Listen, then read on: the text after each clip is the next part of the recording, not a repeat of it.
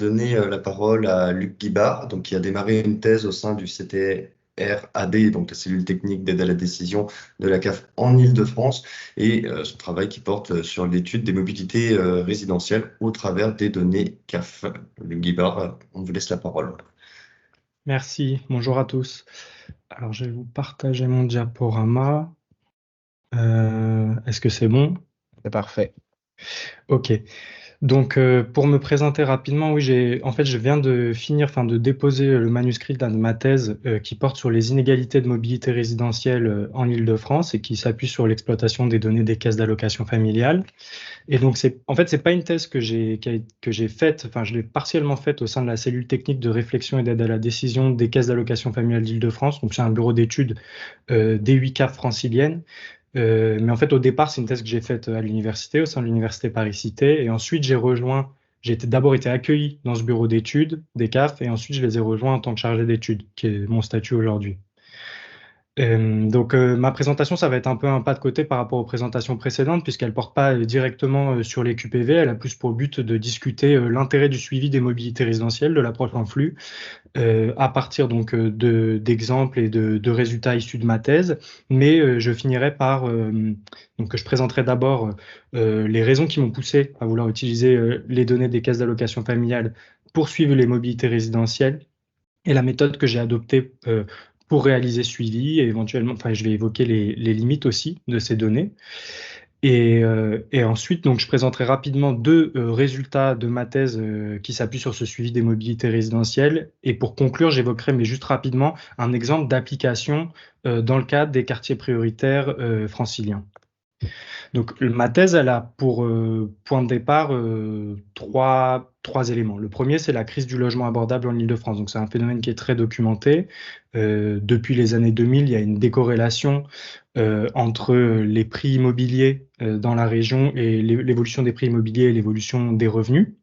Donc, en Île-de-France, le ratio prix-revenu depuis entre 2000 et 2022, il a doublé. À Paris, il a été multiplié par 2,8, alors que dans le reste du pays, c'est seulement un facteur de 1,5. C'est une crise qui concerne pas seulement les prix à l'achat, mais qui concerne aussi le secteur locatif privé, puisque dans le même temps, le taux d'effort des locataires du secteur privé, il a augmenté de façon continue, mais aussi le secteur social. Donc là, on est moins sur des enjeux liés au prix, mais plutôt sur des questions de tension du secteur social. Aujourd'hui, il y a un délai d'attente théorique pour accéder au logement social en Île-de-France de 10 ans. Donc, le délai d'attente théorique, c'est le ratio entre le nombre d'attributions dans l'année et le nombre de demandes enregistrées en fin d'année. Et à Paris, ce délai d'attente théorique, il atteint même 16 ans en 2021. Les conséquences de cette crise du logement abordable, elles sont assez documentées, et il y a une des conséquences importantes, c'est le renforcement du mal logement. Donc là-dessus, on peut s'appuyer sur les différents rapports de la Fondation Abbé Pierre, qui met en avant le fait que dans la région, en 2022, il y avait plus de 1,3 million de personnes qui étaient en situation de mal logement, c'est-à-dire qu'elles ne possédaient pas leur propre logement. Donc, elles pouvaient être hébergées, sans domicile, logées dans un hôtel, etc. Ou alors qui étaient dans une situation de suroccupation accentuée du logement ou dans des cas de privation de confort. En plus de ces 1,3 million de personnes donc, qui souffraient de mal logement, qui étaient en situation de mal logement, la Fondation Abbé Pierre dénombre 3 millions de personnes qui sont confrontées à au moins une difficulté sévère d'accès au logement.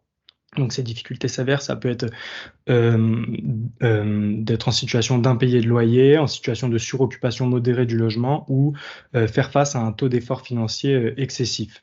Donc en fait, si on somme ces deux éléments, on a un tiers des franciliens, un tiers de la population francilienne qui souffrait, d'après la Fondation Abbé Pierre, directement de la crise du logement au début des années 2020.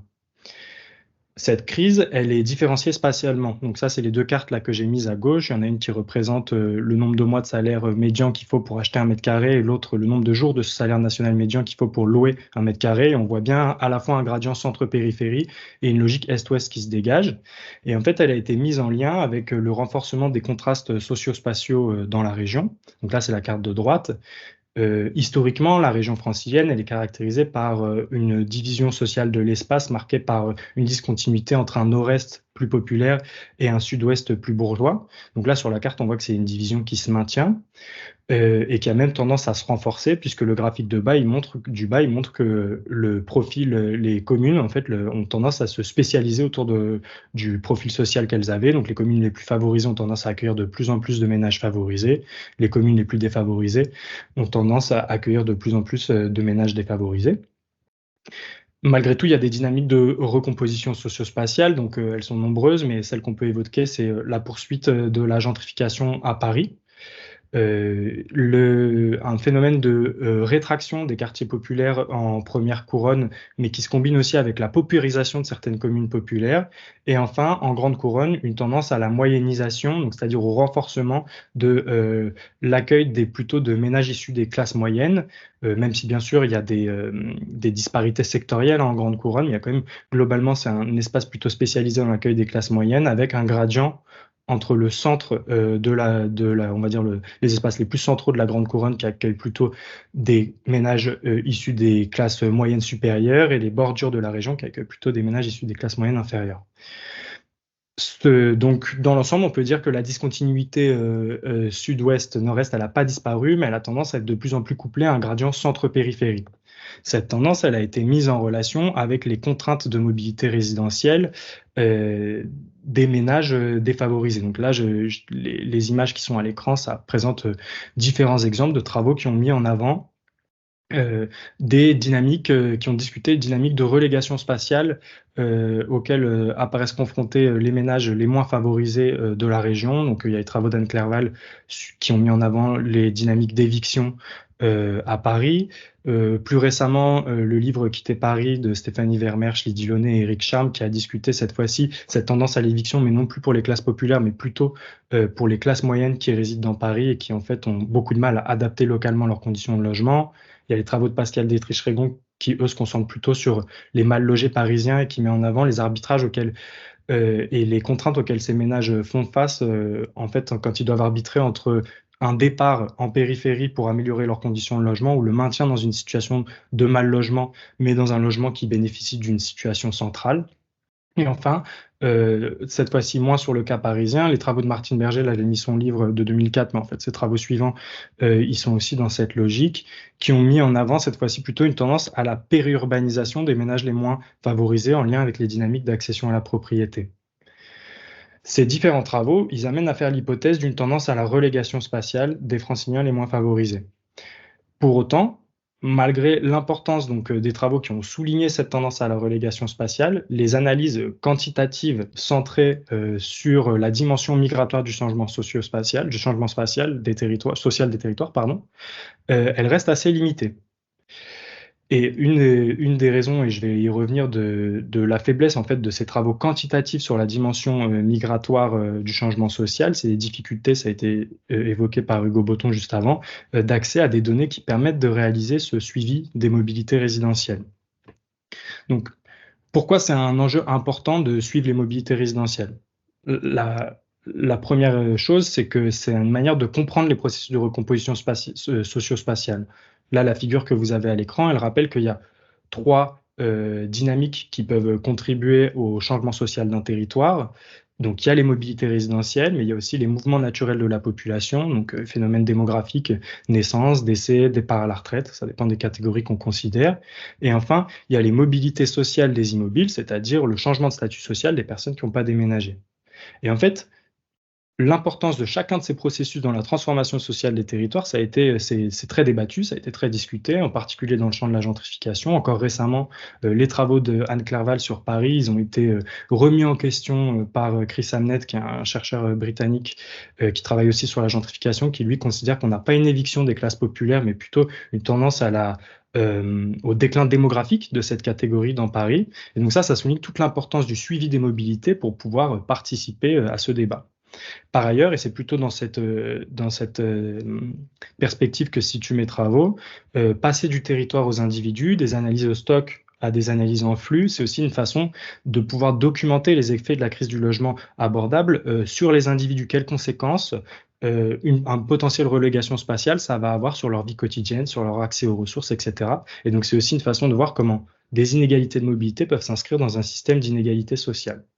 Donc, une des raisons pour autant de ce paradoxe qui fait qu'il y a peu d'études quantitatives sur le suivi des mobilités résidentielles, c'est donc la rareté et la difficulté d'accès à des jeux de données qui permettent de suivre les mobilités à des échelles géographiques et temporelles fines. Ça a été évoqué précédemment. Bon, le recensement, maintenant, il permet de le faire, mais il ne permet pas de suivre les ménages sortants des territoires, et notamment du territoire national, parce qu'il est adossé à des logements et pas à des individus. Et jusqu'à récemment, c'était difficile d'accéder à des données qui permettent d'effectuer ce suivi issus d'autres sources administratives notamment. Néanmoins, depuis quelques années, il y a quand même un renouvellement des sources d'études de la mobilité. Donc, d'abord, le recensement, il a été rénové et il permet de suivre à une échelle temporelle plus fine les mobilités. Il y a des sources comme l'échantillon démographique permanent qui sont devenues plus facilement accessibles et qui se sont aussi améliorées, étoffées de nouvelles données. Les données administratives se sont progressivement ouvertes avec différentes évolutions du contexte, du cadre, enfin, de la législation, notamment le RGPD y a contribué. Il y a eu la création de plateformes qui permettent l'accès, qui facilitent l'accès à des données désagrégées telles que le centre d'accès sécurisé aux données. Et parallèlement, les méthodes de collecte et de traitement des données individuelles massives se sont aussi améliorées. Donc tout ça, ça a contribué à un développement récent de travaux consacrés au suivi des mobilités résidentielles dans lequel s'inscrit mon travail de thèse. Donc dans le cadre de ma thèse, moi j'ai pu accéder aux données des caisses d'allocation familiale d'Île-de-France grâce à une convention d'accueil et de mise à disposition des données établie avec la CETRAD, donc le bureau d'études que j'évoquais en introduction. Et donc, cette exploitation des données, par contre, elle impliquait que je me rende sur site, parce que c'est des données sensibles et sécurisées, pour analyser donc, les bases de données des CAF d'Île-de-France. Ces bases de données, elles présentent de nombreux avantages pour suivre les mobilités résidentielles. Tout d'abord, elles ont un taux de couverture de la population qui est considérable. Les CAF, elles sont responsables donc bien sûr du versement des allocations familiales, mais aussi des aides au logement et des principaux minima sociaux, donc c'est le revenu de solidarité active, le RSA, et l'allocation aux adultes handicapés, l'AH, et aussi des compléments de revenus tels que la prime d'activité. Dans l'ensemble, elles couvrent en fait 50% de la population francilienne. Elles sont aussi relativement fiables pour des données administratives, puisque les données que j'ai pu exploiter, c'est des données consolidées à 6 mois, c'est-à-dire qu'elles sont extraites des bases que 6 mois après leur date de référence, qui permet de tenir compte du temps de délai des traitements du délai de traitement des dossiers. Et si bien qu'elles ont été labellisées par la statistique publique comme une source fiable pour produire des travaux de recherche et pas seulement et en fait qui montrent qu'elles peuvent être utilisées en dehors du contexte de pilotage et d'aide à la décision pour lequel elles ont été créées au départ. Par ailleurs, elles ont une précision spatiale qui est très élevée puisque les données sont disponibles à l'adresse et elles sont même souvent géoréférencées. Enfin, c'est des informations qui sont très riches en ce qui concerne la situation socio-économique des foyers allocataires, qui sont l'unité de statistique des bases. Et ça permet une approche multidimensionnelle de la vulnérabilité sociale. Qu'est-ce que j'entends par là? Ça veut dire qu'on peut étudier les inégalités sociales entre foyers, à la fois du point de vue des revenus, mais également du point de vue d'éléments qui sont plutôt relatifs à la dimension familiale, comme la monoparentalité, relatifs à un statut administratif, comme le fait de ne pas posséder la nationalité française, ou encore à la dimension résidentielle, comme le fait de résider en foyer. Et enfin, donc, c'est des données qui sont adossées à des individus, les responsables de dossiers, dont à des logements. Et donc ça, je l'ai évoqué, c'est vraiment intéressant parce que ça permet de suivre les dossiers allocataires d'une année à l'autre et donc de repérer des mobilités résidentielles, mais aussi des transitions biographiques. En comparant leur situation entre l'année N et l'année N+1, on va pouvoir voir si dans un foyer, il y a eu une naissance, s'il y a eu une séparation et estimer l'effet de ces événements sur la mobilité. Et elles permettent du coup aussi de suivre les ménages qui sont sortis du périmètre d'études. Et ça, c'est un vrai apport par rapport aux données du recensement notamment, qui permettent par exemple pas de suivre les ménages qui sont partis à l'étranger. À l'image de ce qui a été dit par Hugo Botton sur les données des bailleurs sociaux, pour des raisons de gestion, les CAF, elles enregistrent aussi la date, l'adresse des foyers au moment où en fait leurs droits sont fermés. Donc ça, c'est intéressant parce que ça veut dire que, y compris en cas de radiation, on va pouvoir suivre les mobilités résidentielles des foyers. Bien sûr, ces données qui présentent différentes limites et qui impliquent des précautions. La première, elle est liée au fait que ces données qui ont été conçues pour le pilotage et l'aide à la décision, donc en fait, du coup, leur appropriation dans un contexte de recherche, elle est difficile et c'est parfois en décalage avec les objectifs du travail engagé. Les catégories, les variables, elles sont pas forcément cohérentes avec les catégories que nous, on aimerait utiliser dans le contexte de recherche. Donc ça, c'est un élément important à prendre en compte. Il y a aussi des ruptures de série fréquentes. Donc ça veut dire que si un foyer, si les droits d'un foyer sont fermés, on aura peut-être l'information sur son adresse au moment de la fermeture des droits, mais ensuite on ne pourra plus le suivre. Et donc c'est la durée sur laquelle on peut suivre les foyers, elle est très inégale et elle dépend des prestations qu'ils perçoivent. Par ailleurs, la population allocataire, c'est une population aussi dont les contours ils varient en fonction du contexte réglementaire. Donc ça rend la comparaison temporelle difficile. Par exemple, en 2019, il y a eu la revalorisation de la prime d'activité qui a fait entrer beaucoup de personnes seules dans les bases de données allocataires. Et du coup, c'est difficile de comparer une année à l'autre parce qu'en fait, suite à cette évolution réglementaire, les contours de ma population ont changé. Enfin, c'est des données qui sont confidentielles et sensibles.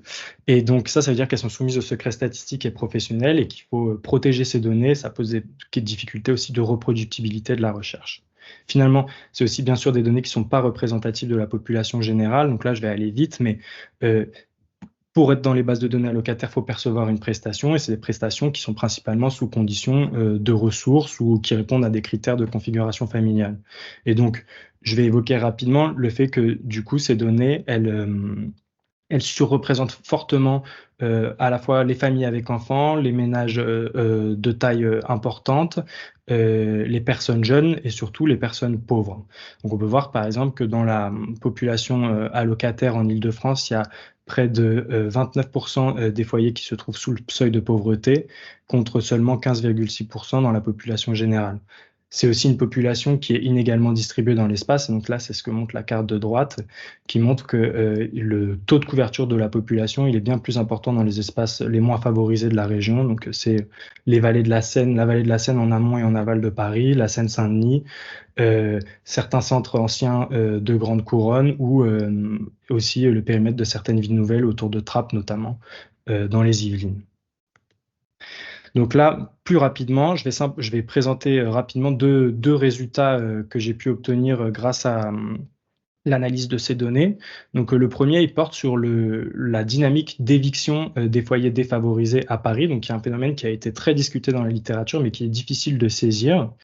Et donc là, j'ai eu recours à une méthode de régression logistique pour estimer en fait le risque de quitter Paris, donc c'est les barres en violet sur le graphique, tout en contrôlant l'effet en fait estimer l'effet spécifique de certaines variables, certaines caractéristiques des foyers sur ce risque, tout en contrôlant l'effet des autres variables prises en compte dans le modèle. Donc ça, pourquoi c'est important? Parce que dans la population allocataire, par exemple, les foyers aux revenus élevés, ils sont aussi très souvent des couples avec enfants. Parce qu'en fait, pour avoir des revenus élevés et être dans les bases de données allocataires, il faut plutôt percevoir des prestations sans condition de ressources. Et donc, la distribution, par exemple, des niveaux de revenus dans les configurations familiales est très inégale. Et pour contrôler cet effet, on a recours à des méthodes de modélisation qui permettent d'estimer ensuite l'effet du revenu, tout en tenant compte de cette distribution inégale des configurations familiales, par exemple. Et donc là, je pourrais revenir sur la figure après dans les questions si vous voulez, mais ce qui est important, c'est de voir qu'on a, en contrôlant l'effet des configurations familiales, du cycle de vie, d'un ensemble de facteurs classiques de l'explication des mobilités résidentielles, on a bien la confirmation malgré tout que les foyers à bas revenus et ceux aux revenus modestes, ils ont davantage de chances de quitter Paris dans l'année que les foyers aux revenus plus élevés. Et c'est aussi le cas des foyers qui ont entamé une période de chômage ou d'inactivité dans l'année. Cette figure, elle montre aussi un autre effet intéressant, c'est celui du logement social. En fait, on peut voir quand les foyers qui vivent en logement social, donc perçoivent une aide au logement et ils résident en logement social, ils ont beaucoup moins de chances de quitter Paris dans l'année que les autres foyers, toutes choses égales quant aux autres caractéristiques prises en compte dans le modèle. Et ils ont à la fois moins de chances de quitter Paris parce qu'ils déménagent moins, ça c'est la barre en bleu clair sur le modèle, mais ils ont aussi moins de chances de quitter Paris parce qu'ils ont plus tendance que les autres à se reloger dans Paris quand ils déménagent. Et donc ça, c'est un effet vraiment intéressant du logement social qui, ça souligne la capacité de ce secteur à permettre à des ménages défavorisés de se maintenir dans la capitale malgré la crise de l'abordabilité du logement. Monsieur Guibard, j'attire juste l'attention sur le fait qu'il vous reste 2-3 minutes environ. Ouais, ça va aller. D'accord. Là, je vais aller rapidement aussi. Ensuite, en comparant les adresses des foyers avant et après leur déménagement, j'ai pu regarder la façon dont se sont éloignés de Paris dans le cadre de leur mobilité. Et donc, sans rentrer dans le détail, ce qui est intéressant sur cette figure, c'est que donc c'est plutôt la partie de droite qu'on va commenter, là, qui porte sur les ménages qui ont déménagé depuis l'ensemble de l'Île-de-France vers un autre territoire situé en Île-de-France. C'est que ça nuance l'hypothèse d'une tendance à la périurbanisation de la pauvreté dans la région. Puisque ce qu'on peut voir, c'est qu'en fait, c'est les ménages aux revenus modestes, donc ceux qui se trouvent au milieu de chaque rectangle, qui ont tendance à le plus s'éloigner quand ils déménagent. C'est assez net pour les couples avec enfants, dont l'éloignement moyen est de 2,6 km dans le cadre d'un déménagement.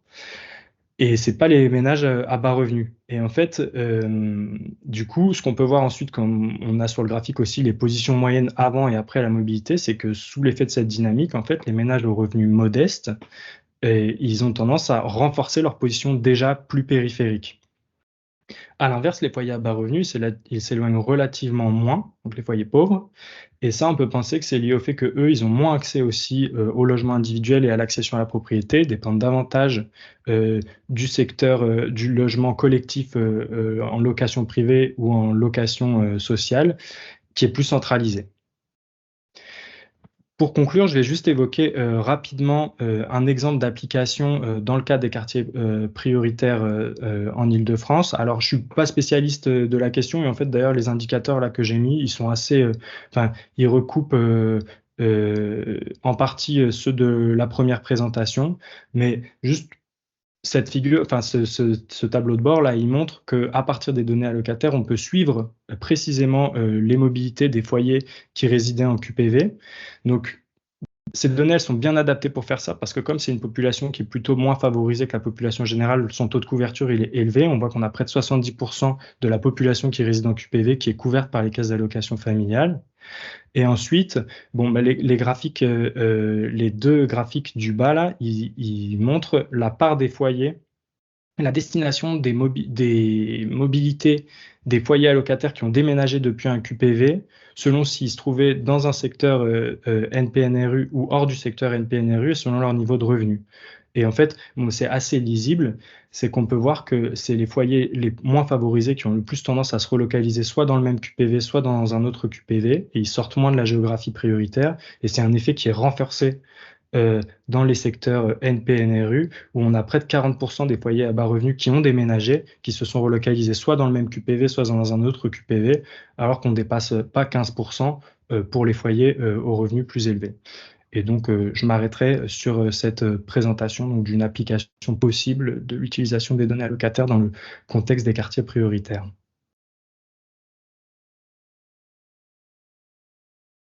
Merci, Merci. Luc, pour cette présentation. On a hâte d'en voir plus sur votre travail. Vous soutenez bientôt, du coup? Oui, le 24 juin. Okay. Bah, bon courage pour cette soutenance. Merci. Il y avait une question, on va dire, contextuelle vraiment sur le cas de Paris. Est-ce que vous avez pu voir un lien entre la baisse du parc locatif privé parisien et un phénomène d'éviction de la population, notamment des classes moyennes, vers l'extérieur de Paris intramuros? Alors, c'est une question vraiment intéressante et qui renvoie à une limite des données allocataires. C'est ce que je suis désolé, c'était un peu rapide, il y avait beaucoup de choses à dire, mais en fait, la comparaison temporelle, elle est compliquée avec les données allocataires du fait que c'est une population qui a des contours changeants. Et donc, du coup, pour estimer l'effet de la rétraction, par exemple, du parc social sur un processus d'éviction, il faudrait comparer différentes années. Et donc, pour faire ça, bah, les méthodes de régression peuvent être une solution, mais sinon, il faut essayer de trouver dans la population allocataire un groupe qui ait des contours assez stables. Donc, par exemple, les bénéficiaires, les couples avec enfants qui bénéficient des allocations familiales, au sein duquel, en plus, les différents groupes de revenus sont bien représentés. Et là, éventuellement, ce serait possible de comparer différentes années et de voir si, par exemple, les couples avec enfants à bas revenus, ils ont de plus en plus tendance à quitter la capitale. Moi, j'ai pas pu le faire dans ma thèse, je me suis concentré sur l'année 2019, mais ça, c'est vraiment quelque chose qu'il faudrait essayer de creuser avec les données de la CAF. Ce serait possible. Et sur des questions tu l'évoquais, de reproductibilité de l'étude en dehors de l'Île-de-France? Alors, En dehors de c'est bien sûr compliqué. Moi, ça a été très long d'accéder aux données. Ça a mis plus d'un an, je ne l'ai pas expliqué. C'est la mise en place de la convention, ça a été long et compliqué. Ça implique d'aller sur site, etc. La CETRAD, c'est un bureau d'études régional. En fait, il n'y en a pas d'autres en France. C'est une structure atypique. Mais les données nationales sont en train d'intégrer le CASD. Et alors, il n'y a pas exactement les mêmes indicateurs. Ça complique un peu la manière de faire les jointures entre les tables d'une année à l'autre, mais c'est possible. Et en plus, elles vont être amenées à s'étoffer parce qu'en fait, la CNAF, donc l'institution nationale, hein, qui gère le réseau des CAF, elle travaille aussi sur ces questions de suivi. Et donc, il y a des variables, des numéros d'ordre uniques et anonymes qui sont en train d'être construites pour faire du suivi. Donc, je ne suis pas sûr que ce soit déjà possible, mais ça va être possible d'avoir recours au CASD pour faire de l'analyse de flux à partir des données CAF prochainement. Ok. Euh, est-ce que tu pourrais revenir sur le premier graphique que tu as montré? Parce que je suis pas sûr d'avoir Oui, compris celui-là, ouais, c'était la trop façon ambitieux. dont il fallait le lire, en fait. Alors, en fait, donc il y a 3 modèles sur ce graphique. En bleu clair, c'est le modèle qui estime le risque des foyers de déménager depuis Paris en fonction de leurs caractéristiques. En violet, c'est le plus important au regard de la question de recherche, qui est celui qui estime le risque de quitter Paris. Et enfin, il y en a un qui sert à interpréter ce risque de quitter Paris, qui est quitter Paris, mais dans le cadre d'un déménagement. Et en fait, c'est un peu la comparaison des 3 modèles qui permet d'estimer pas la présence de dynamique d'éviction. Et donc, si on reprend l'exemple du logement social, par exemple, on peut voir que toutes choses égales quant à leur situation familiale, leur niveau de vie, le fait qu'ils aient connu ou non des événements, des transitions biographiques dans l'année, les foyers qui vivent en logement social, ils ont presque 5 fois de moins chances de quitter Paris que les autres dans l'année. Ça, c'est le modèle en violet. On voit que c'est en partie lié au fait qu'ils déménagent moins. Et donc ça renvoie aussi à toutes les questions, enfin la question de l'assignation à résidence, le fait que les parcours résidentiels pourraient être bloqués dans le secteur social, etc. Ça, c'est le modèle en bleu clair qui le montre, puisqu'ils ils ont aussi près de 3 fois moins de chances de déménager tout simplement. Mais le modèle en gris montre que le secteur social, il renforce malgré tout la capacité des ménages à se reloger dans Paris, donc à déménager, mais à se relocaliser dans Paris, puisqu'ils ont aussi, ces foyers, plus de 2 fois moins de chances que les autres euh, de rester dans Paris. Enfin, ils ont 2 fois moins de chances de quitter Paris dans le cadre d'un déménagement que les autres. Ça, c'est le modèle en gris. Et donc, c'est vraiment la combinaison des 3 modèles qui permet de comprendre pourquoi ces foyers en logement social, ils quittent moins Paris que les autres. Mais c'est un peu gros comme résultat, mais bon. Ce qui est Non, mais intéressant, c'est que ça ça permet de mérite d'y confirmer passer du temps, quoi. ouais, ça permet de confirmer à la fois qu'il y a des dynamiques d'éviction des foyers les moins favorisés, mais aussi que le logement social, il participe grandement à limiter ces dynamiques. D'accord. Ok. Euh, bon, je vois l'heure qui tourne. J'aurais eu d'autres questions sur le graphique, mais, mais on pourra en reparler après, plus tard. Merci beaucoup en tout cas, Luc, d'avoir pris le temps de faire cette présentation malgré les efforts que ont conduit te demander le dépôt de manuscrit de thèse ces dernières semaines. On aura le plaisir de te réécouter pour continuer l'exploration de tes résultats. Merci.